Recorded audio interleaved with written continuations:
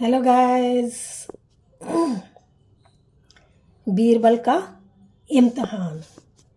एक बार अकबर के सारे मंत्री राजा के पास आते हैं और कहते हैं कि महाराज, बीरबल ही आपका बरसों से खास मंत्री बना हुआ है, हम भी आपका खास मंत्री बनना चाहते हैं।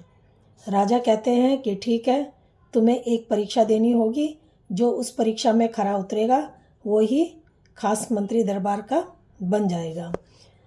राजा कहते एक किसान दरबार में आता है।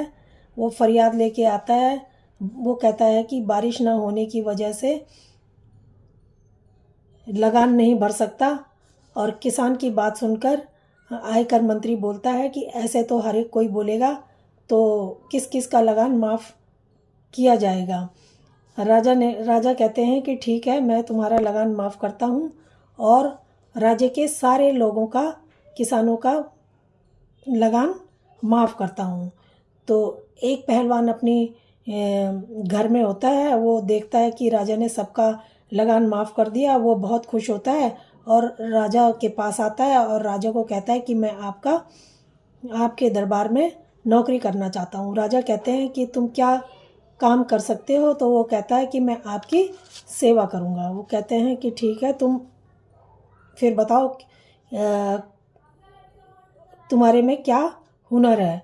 वो एक सिपाही की से भाला लेते हैं और उस भाले को पेड़ पर फेंकते हैं, जिससे भाला पेड़ के आर पार हो जाता है।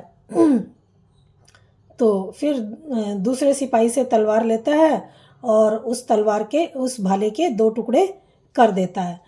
अब और राजा कहता है मैं बहुत खुश हूँ और बोलो तुम्हें क्या चाहिए।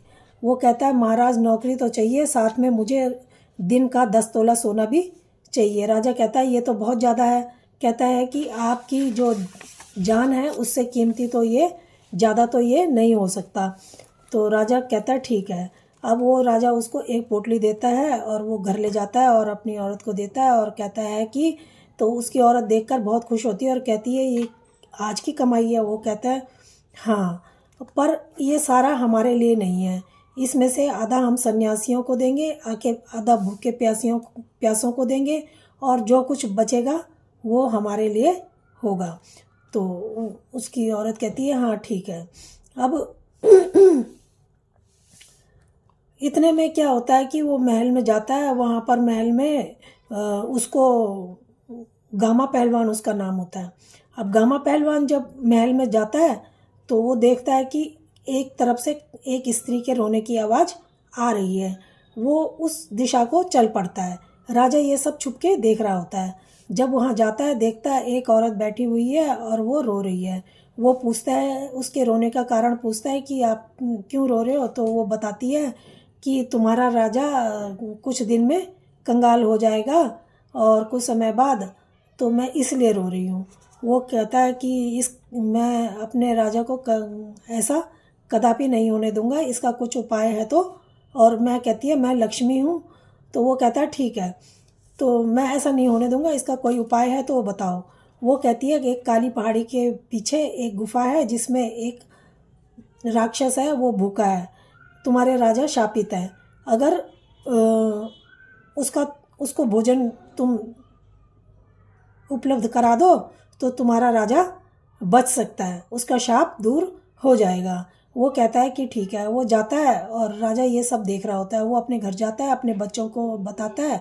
उसकी पत्नी भी उसके साथ बच्चे लेके चल देती है। वो जाते हैं गुफा में और वो जो दैत्य होता है वो उनको खा जाता है। जब खा जाता है तो फिर ये राजा देख रहा होता है। राजा सोचता है कि ये तो बहुत गलत बात हो गई। मेरा मेरा परिवार, मेरा राज्य है, राज्य को बचाने के लिए मुझे भी कुछ करना चाहिए। वो भी उसके पास जाता है और उसका निवाला बन जाता है। फिर जो राजा फिर उससे पूछता है अपने दरबारियों से कि अब बताओ कि इसमें जो है सर्वश्रेष्ठ कौन था। तो वो कहता, वो कोई बोलता है कि वो गामा पहलवान था, कोई कहता है कि उसके बच्चे थे।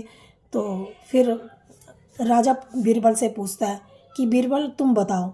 तो बीरबल कहता है कि मेरे हिसाब से अंगरक्षक का कार्य तो विपत्ति में राजा के प्राणों की रक्षा करना है, और उसके परिवारजन इसलिए उसका ग्रास बन गए क्योंकि उन्होंने सोचा कि हमारा जो पालनहार है, हमारे सिर से उसका साया उठ जाएगा तो हम दर दर की ठोकर खाएंगे, और हमारे लिए इससे अच्छा तो अपने आदमी के साथ ही जाना बच्चों समेत अच्छा है, और उसका भोजन बनना ही ठीक है। तो वो कहता है, और राजा जो होता है परिवार अपना सब कुछ छोड़ के, सुख सुविधा आराम धन नौकर चाकर सब कुछ का और उस त्याग करके और उसका आहार बनने के लिए जाते हैं। तो जब वो, मेरी नज़र में तो राजा ही सर्वश्रेष्ठ था, जो सब कुछ इतना त्याग के वहाँ जाता है। राजा खुश हो जाता है और कहता है कि तुम्हारी अक्लमंदी की दाद देनी पड़ेगी बीरबल। तो आपको ये कहानी कैसी लगी दोस्तों? अगर अच्छी लगी हो तो प्लीज़ लाइक और सब्सक्राइब ज़रूर करें। धन्यवाद।